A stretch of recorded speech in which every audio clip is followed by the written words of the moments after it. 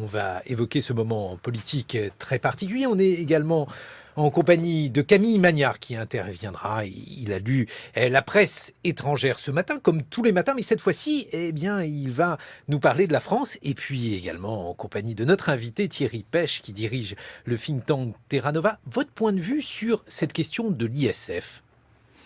Il y a en France une demande d'équité constante, singulièrement dans les moments de crise. C'est-à-dire que les Français demandent à ce que tout le monde participe et que ce ne soit pas toujours les mêmes qui payent. Bon.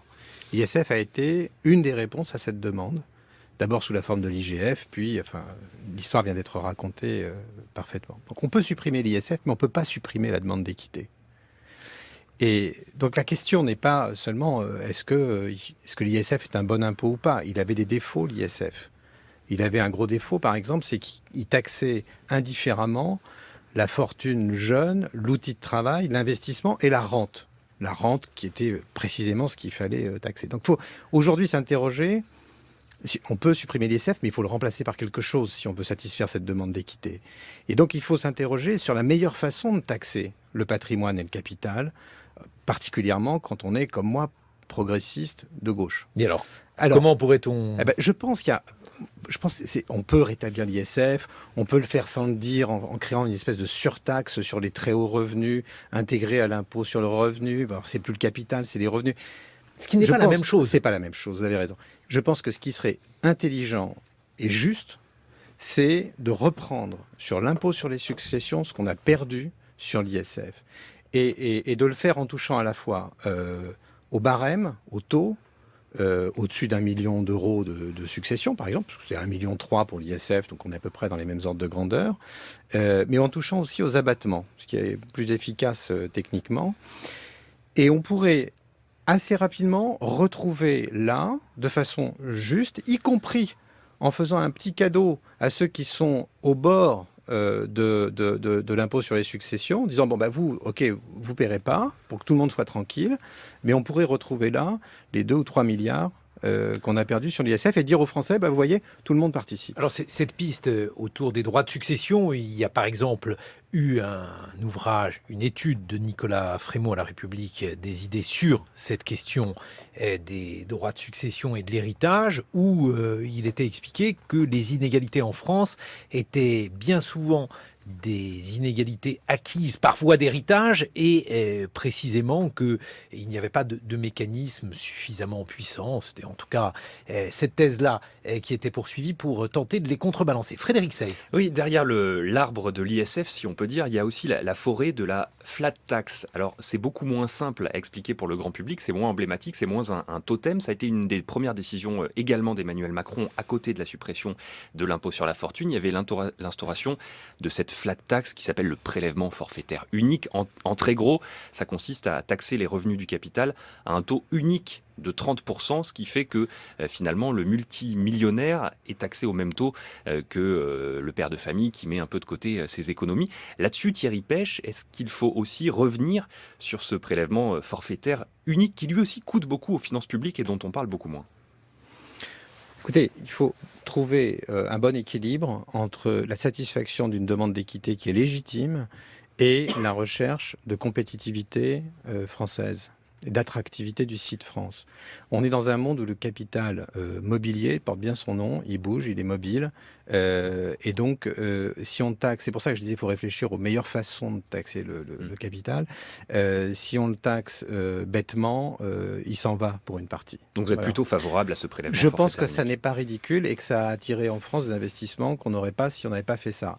Ce qui est très compliqué à dire. Mais oui, mais enfin bon, les gens ne seront pas mécontents qu'il y ait des entreprises qui créent des emplois. Donc faut pas non plus négliger cet aspect-là. On peut le dire très tranquillement. Ce qui fait question, c'est pas tellement d'isoler tel ou tel impôt, c'est de dire j'arrive au pouvoir, je supprime l'ISF, je fais la flat tax et je fais l'augmentation de la CSG sur les retraités. Pour le reste, on verra un petit peu plus tard. Et le reste, c'est justement ce qui aurait pu aider les gens modestes et moyens. Par exemple, les suppressions de cotisations salariales sur le chômage et l'assurance maladie. Par exemple, la taxe d'habitation. Ça vient d'entrer en vigueur. Les gens n'ont même pas eu le temps de s'en apercevoir. Il y a le mouvement des Gilets jaunes. C'est ça qui crée une distorsion d'équité, si vous voulez, dans l'action de ce gouvernement. Et je pense qu'il manquait un point d'équilibre dans le programme face à l'abandon de l'ISF, ce que j'ai dit juste avant. Et je pense aussi que cette désynchronisation, pour des raisons budgétaires qui étaient hautement contestables, a mis ce gouvernement à créer la réputation de président des riches. Alors justement, pour Frédéric faire le Seyss. lien avec les gilets jaunes, y a-t-il, selon vous, une baisse du consentement à l'impôt aujourd'hui dans la société française? Est-ce que ça se mesure? Je ne suis pas sûr de ça. Je ne suis pas sûr de ça. D'abord, c'est jamais agréable de payer des impôts. Personne n'en paye avec joie. On peut se sentir honoré de participer de cette façon à la vie collective, mais ce n'est pas un vrai plaisir. Bon, mais j'ai pas l'impression, ce que j'entends moi des Gilets jaunes, c'est pas une contestation de l'impôt dans son principe. C'était par exemple dans un peu des premiers textes une question qui est tout à fait intéressante. Ils disaient, écoutez, on va payer cette taxe carbone, mais manifestement elle ne sert pas à la transition écologique, 20% seulement. Très peu. Bon, c'est une discussion qui n'a rien à voir avec le consentement à l'impôt. C'est une discussion qui porte sur l'efficacité de l'argent ainsi prélevé, sur ce qu'on en fait. Bon, donc, je pense qu'on a une très mauvaise fiscalité aussi. Je veux dire, les gens ont le droit de s'interroger là-dessus. On a une fiscalité qui est extrêmement complexe, très fragmentée, et qui en plus n'est pas très juste. Les gens s'élèvent contre des impôts indirects, que Mais tout le monde paye, qu'ils soient riches ou pauvres. Mais comme vous l'avez dit, Thierry Pêche, l'idée d'Emmanuel Macron, de La République En Marche, c'était de montrer que la France était, je mets ça entre guillemets, pro-business, qu'on allait accueillir les entreprises, qu'on n'était plus dans le punitivisme. C'est d'ailleurs aussi une idée qui était présente dans l'esprit de François Hollande à la fin de son quinquennat dans les lois travail. Il y avait un peu cette atmosphère-là. Et il s'agit de toucher à l'ISF, c'est en quelque sorte ce symbole qui sera supprimé. C'est-à-dire que le côté accueil des entreprises qui devait marquer une rupture avec ce gouvernement, eh bien, il sera remisé ailleurs, au magasin des accessoires. Non, je ne crois pas. On peut pas. L'ISF, ça a été dit, c'est 4 milliards. Il reste 1 milliard de prélèvements sous la forme de l'IFI. On parle de 3 Impôt milliards. sur la fortune immobilière. Oui, pardon, resitue. l'impôt sur la fortune immobilière qui porte bien son nom. Immobilière, c'est ce qui ne bouge pas, donc on peut y aller, c'est facile. Je ne pense pas qu'on puisse déduire de là que la politique du gouvernement ne va plus être pro-business ou que les entreprises seront moins bien accueillies. Je pense qu'on va trop vite, on monte trop vite en généralité. Je pense que ce qui est important, c'est de trouver une bonne balance, un bon équilibre entre la satisfaction de la demande d'équité qui a été mésestimée, sous-estimée, voire méprisée par ce gouvernement depuis 18 mois, et l'attractivité, la compétitivité de l'économie française, qui concerne tout le monde, pas que les chefs d'entreprise, qui concerne aussi leurs salariés. Aujourd'hui, cette colère fiscale, elle étonne par son ampleur, mais il y a un autre candidat qui proposait une réforme des taxes, et notamment François Fillon, une réforme de la TVA avec une hausse de la TVA. Alors là aussi, il y a eu des évolutions au cours de la campagne, mais on peut imaginer qu'un taux de TVA à 25%, en tout cas une augmentation du taux supérieur, puisqu'au départ il y avait aussi une augmentation du taux intermédiaire, cela aurait été probablement mal perçu par les Français, y compris peut-être même par son électorat. Thierry Pêche. Je pense que c'est pas très populaire l'idée d'une hausse de la TVA. Sarkozy en avait fait les frais, souvenez-vous, en 2007. On l'appelait la TVA sociale. Voilà, on avait beau l'appeler sociale, les gens avaient compris que ça voudrait dire payer plus cher un certain nombre de choses. Donc c'est pas populaire. Il y avait deux options, hein, si vous voulez, pour financer un certain nombre de choses, et notamment la protection sociale. Il y avait la TVA et puis il y avait la CSG. Bon. La CSG, manifestement, n'est pas plus populaire. Je crois que ce qui nous manque en France, il faudra un jour rouvrir cette question, c'est un grand impôt sur le revenu, à assiette large, progressif, qui fasse contribuer tout le monde, avec, comme on disait sous la Troisième République, une véritable égalité de sacrifice, disons égalité d'effort. Frédéric Seyss. Plus globalement, cette annulation de la taxe, de la hausse des taxes, en tout cas sur le carburant pour l'année 2019, qu'Emmanuel Macron a donc décidé, c'est le premier vrai recul incontestable de ce quinquennat. Qu'est-ce que cela change, selon vous, Thierry Pêche, pour la suite du quinquennat ? Alors ça pose deux questions. Une question budgétaire, mais qu'on peut régler assez rapidement. Ça va coûter 4 milliards d'euros. La perspective de croissance n'est pas exactement aussi réjouissante que ce que pensait le gouvernement. On n'arrivera probablement pas à un 7, donc il va falloir boucher un trou qui risque d'être de 5 ou 6 milliards, je ne sais pas. Bon.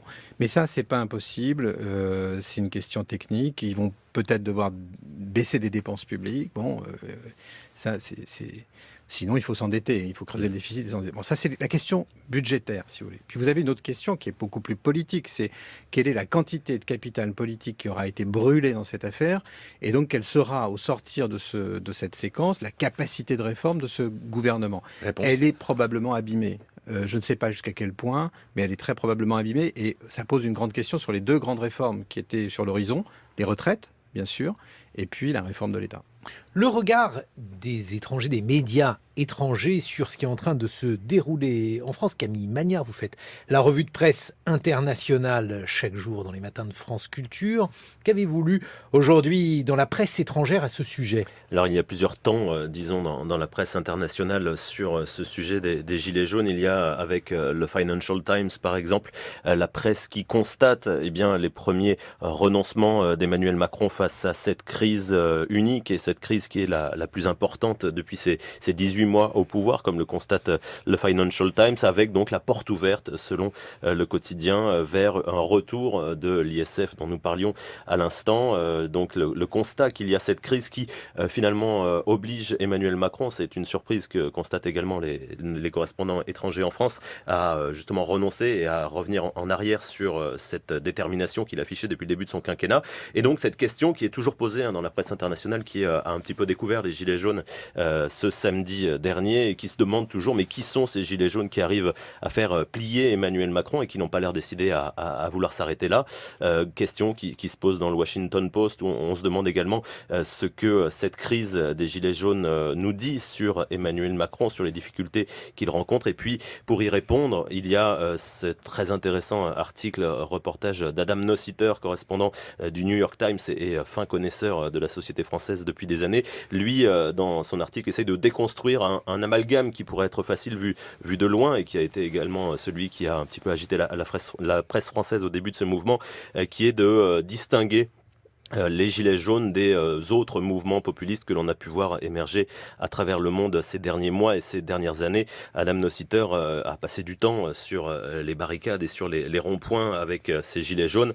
Il connaît bien la situation politique française et européenne, et il nous explique que voilà, il ne faut pas tomber dans cet amalgame-là, que ces Gilets jaunes, ils sont là avant tout, au-delà des revendications dont on a pu parler sur les questions fiscales et sur les questions des carburants, qu'il y a vraiment un rejet des institutions, qu'il y a une remise en cause des corps constitués, que ce soit à la fois les gouvernements, les partis ou les syndicats, et qu'il y a donc cette incapacité de tout ce système-là, tel qu'il est désigné par les manifestants, à entendre les difficultés de la population. Et donc ce mouvement, nous dit Adam Nossiter dans le New York Times, n'est pas un mouvement populiste tel qu'on a pu le voir ailleurs, tout simplement parce qu'il n'est pas rattaché à un parti politique, encore moins un parti d'extrême droite. Selon lui, il n'est pas concentré sur la question nationaliste et sur la question de l'immigration, ce qui n'apparaît pas dans la liste de revendications des Gilets jaunes, nous dit Adam Nossiter. Il n'est pas mené par un seul leader, comme on a pu le voir par exemple à l'époque en Italie, ce qui a donné lieu à la création du mouvement 5 étoiles. Donc ce soulèvement-là est beaucoup plus organique, c'est ce que nous dit Adam Nossiter, et il faut faire attention à ne pas l'assimiler avec ce qu'on a pu voir dans d'autres pays du monde. À lire Adam Nossiter, on a l'impression, en fait, Thierry Pech, vous allez nous dire ce que vous en pensez, mais que c'est un mouvement finalement, un mouvement plutôt de gauche. Thierry Pech. On est dans un pays où la demande de justice et d'équité n'est pas seulement une demande de gauche. C'est une idée de gauche qui est dans à peu près tous les esprits. Et c'est peut-être une erreur d'un certain nombre de politiques de penser que parce que la France serait plus à droite qu'autrefois, elle serait indifférente à la justice. Ce n'est pas vrai. On est là dans la couche assez culturelle du pays et dans notre histoire longue. Frédéric Saiz. On a entendu aussi, parmi les reproches chez les Gilets jaunes, le déficit de souveraineté populaire. Nous votons, ou pas d'ailleurs, une fois tous les 5 ans, disent-ils, et pendant ce temps, les décisions se font sans nous, voire contre nous. Qu'est-ce que vous proposez à Terra Nova pour combler ce déficit de souveraineté populaire, s'il existe ? C'est pas un déficit de souveraineté qui est décrit quand on dit on vote tous les 5 ans et dans les intervalles du suffrage, personne ne nous écoute. C'est un déficit de délibération démocratique, de continuité de la discussion collective. Dans une démocratie, l'élection a bien sûr une place. Mais la démocratie ne se résume pas à l'élection, c'est tout le sens de l'œuvre de Pierre Rosanvallon. Bon. Et donc, je pense qu'il faut faire droit à une demande de délibération collective élargie et faire droit aussi à l'existence du débat politique au sein de nos institutions. Moi, j'ai grandi dans un monde où, au gouvernement, il y avait des débats. Souvenez-vous, dans le gouvernement Jospin, Élisabeth Guigou et Jean-Pierre Chevènement n'étaient pas d'accord. Alors, il y avait les sauvageons d'un côté, il fallait frapper dur, il y avait l'insertion de l'autre. Qui disait qu'un ministre... Ça démissionne ou ça ferme sa gueule, je finis la phrase pour vous. C'était une époque où il y avait des débats entre le Premier ministre et le Président de la République, et puis il y avait des débats au Parlement, et ça n'empêchait pas le pays d'être gouverné. Aujourd'hui, on a le sentiment que si une oreille bouge, l'édifice tremble. C'est absurde. C'est absurde parce qu'en plus, si vous n'avez pas ce débat politique dans les institutions, eh bien, vous avez des gens qui ne se sentent jamais représentés, qui se disent, mais moi, ma colère, qui la porte ? Qui la formule, qui la parle. Et donc c'est très important de réintroduire du débat politique, y compris dans nos institutions, dans les intervalles du suffrage. Et alors ce qui complexifie en fait la Je n'ai pas répondu complètement à la question. Il me demandait qu'est-ce que vous proposez à Terra Nova. Tout à fait. Pour ça. Vous faire remarquer. Je vois le sourire de notre ami. Écoutez, on n'a pas fait de proposition récemment sur ce sujet, mais on est en train d'y travailler, donc on en fera très bientôt.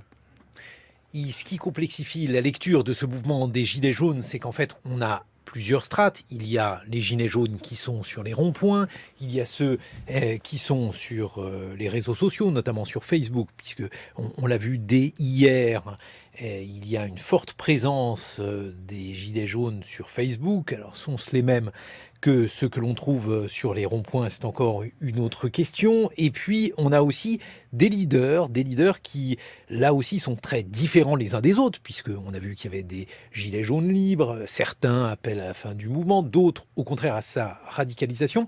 C'est le cas, par exemple, de l'un d'entre eux, Éric Drouet, c'était hier soir sur BFM. Vous dites très précisément que samedi, donc dans 3 jours, ce sera l'aboutissement final. Samedi, c'est l'Élysée. On aimerait bien aller tous à l'Élysée. Il faudrait vraiment que samedi, on soit tous unis jusqu'au bout et qu'on avance en direction de l'Élysée. Ça ressemble à quoi? Ça ressemble à un putsch que vous voulez faire Non, mais tous les samedi gens veulent aller là-haut. C'est le symbole de ce gouvernement. Donc oui, les gens veulent y aller, c'est tout à fait. Donc, pour faire quoi? Pardon, mais pour faire quoi? Moi, j'ai vécu les 3 samedis. Non, mais pour faire quoi? Vous arrivez devant l'Élysée, vous faites quoi? On rentre dedans.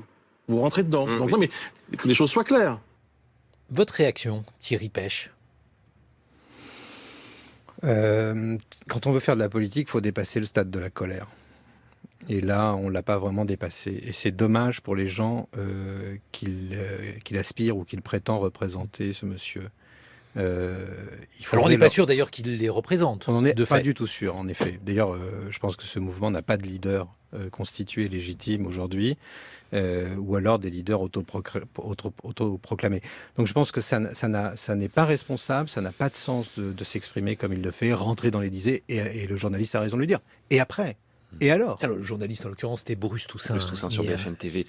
En l'occurrence, ce que dit Éric Drouet, effectivement, semble quasiment à la limite du putschisme, pourrait-on dire. En revanche, il y a une idée... Non, mais dans le putschisme, non, c'est pas vrai. Pardon de vous couper. On entre dans l'Élysée, on déloge Emmanuel Macron, pardon. Oui, d'accord, mais le putschisme, ça consiste à prendre le pouvoir. Et il vous dit même pas ça. Il vous dit même pas ça, précédent. Bon. Il ne vous dit même pas ça, Drouet. Non, il vous dit, on rentre dans l'Élysée, voilà. On a cassé un symbole. Et ensuite... Alors, au-delà de ça, il y a quand même beaucoup d'études qui montrent que dans la plupart des pays occidentaux, il y a l'idée qui se développe que la démocratie n'est pas forcément le meilleur des systèmes. C'est quelque chose qui monte. Comment vous le mesurez-vous à la Fondation Terra Nova? Et est-ce que selon vous, c'est un danger ou c'est finalement quelque chose comme ça qui va passer? Je pense que le débat n'est pas sur la démocratie n'est pas le meilleur des systèmes et donc voilà les systèmes alternatifs autoritaires ou autocratiques qui seraient meilleurs. Le débat est entre démocratie libérale et démocratie illibérale. Je vous rappelle que même des gens comme Poutine sont élus. Erdogan est élu. Orban est élu. Mais il conteste l'idée que la démocratie soit autre chose qu'un plébiscite. Bon. C'est là qu'il est le débat. Moi, je considère que la démocratie elle existe aussi dans vos fonctions de journaliste, par exemple. Vous savez, Napoléon III disait aux journalistes, mais qui vous a élu, vous ? Qui vous autorise à parler ? Moi, j'ai été élu, pas vous. Bon, eh bien moi je pense, c'est ce qu'explique bien Rosan-Vallon dans un de ses livres, que les journalistes sont aussi des représentants de la démocratie parce qu'ils sont dans les intervalles du suffrage ceux qui sont l'œil ouvert en continu sur les pratiques du pouvoir. Et ça, c'est aussi une fonction du peuple. Le peuple n'a pas seulement une bouche, il a aussi un œil, et cet œil est ouvert, et cet œil, c'est le journalisme. Bien. Et donc il faut défendre la démocratie libérale comme forme démocratique et pas simplement comme expression du libéralisme. C'est ça que j'essaye de vous dire. Et c'est la raison pour laquelle, lorsque vous dites, Thierry Pech, que les journalistes sont aussi des représentants de la démocratie, en tout cas de cette démocratie libérale-là, qui sont attaqués, là aussi par certains gilets jaunes, il ne s'agit pas de faire de généralisation, avec une vision assez complotiste des choses que l'on trouve par exemple dans des Facebook Live. Voici un extrait de l'un de ces Facebook Live. Écoutez. Ils servent à rien, nos syndicats. C'est juste, avant, on avait 5 coups de fouet quand on travaillait. Maintenant, ils disent que tu n'en auras que 4. Et quand tu dis un syndicaliste, tu sers à quoi? Tu dis, ah ben moi, je suis là pour t'aider, mais surtout pour bien te parasiter ta vie, quoi, en tous les cas. Comment même on peut parler d'homme politique? C'est comme un tic, un homme politique. Il ne sert à rien. Il sert simplement à servir la cause de la mafia Casa, les sionistes. C'est eux qui tiennent le monde moderne depuis 500 ans. Le syndicalisme, c'est une énorme gageure à notre propre prospérité, à nous. C'est exactement ce qui se passe aujourd'hui. J'aurais bien voulu ton 9e, là, passer à la télé et leur expliquer un peu cette gageure qu'on est en train de nous faire. C'est du vol humain, ce qu'on est en train de nous faire. On nous vole notre vie à chaque seconde, en réalité. C'est pas comme ça qu'il faut agir, c'est attaquer nos merdias. Là-dessus, j'en démords pas. Mais dans chaque région de France, si vous avez un bureau, une antenne de France 2, de TF1, de BFM, il faut les attaquer. Voilà, ça c'est un extrait par exemple d'un Facebook Live sur le forum de la France en colère.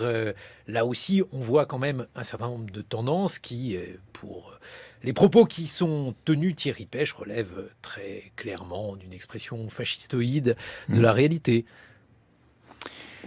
Oui, c'est le problème de cet espace public qui est en train de se dessiner. C'est-à-dire c'est un espace où les passions sont sans limite, sans filtre, et où, étant sans filtre et se rencontrant, elles se démultiplient et s'amplifient les unes les autres. Un espace public, c'est pas une place publique. C'était ça la pensée des révolutionnaires. La place publique, les affects y sont présents, s'y frottent, s'y confrontent. L'espace public, c'est un espace où s'affrontent des opinions, des idées, des commentaires. Les passions ne sont pas absentes, mais en tout cas, ça n'est pas un espace de confrontation violente. Or, ce que vous avez fait entendre à l'instant, c'est un espace public de confrontation violente. Je ne suis pas sûr que la personne qu'on vient d'entendre soit capable d'écouter les autres. Ce qu'elle dit, très bien, elle le dit, mais est-ce qu'elle est capable d'écouter ? Un mot de conclusion, Thierry Pech, que va-t-il aujourd'hui arriver? Quelle manière a-t-on aujourd'hui d'imaginer les réactions à la fois de ceux qui sont en colère? Il y a de plus en plus, par exemple, de lycées bloqués aujourd'hui, peut-être aussi d'universités. Eh bien, on a commencé l'émission, l'entretien par là. Je disais, on était dans une crise sociale qui est devenue une crise politique, d'où pourrait surgir une crise de régime. La coagulation des colères, d'une certaine manière, qui n'ont rien en commun que leur colère, souvent, malheureusement, peut conduire au pire, peut conduire à une situation incontrôlable sur le plan politique, civil et même, dans certaines villes, sécuritaire. Il faut tout faire pour que ça n'arrive pas. Mais ce qu'il faut faire pour que ça n'arrive pas aujourd'hui suppose de la part du pouvoir en place une forme de radicalité dans la décision, l'initiative que je ne vois pas se former. Et c'est ça qui m'inquiète. Vous savez, dans les crises sociales, on le disait aussi, comme celle-là, les idées qui vous paraissaient excessives, déraisonnables, une semaine plus tôt, vous paraissent insuffisantes la semaine suivante. Donc aujourd'hui, le moratoire la semaine dernière paraissait aux décideurs une reculade invraisemblable. Et aujourd'hui, ça semble ne pas suffire.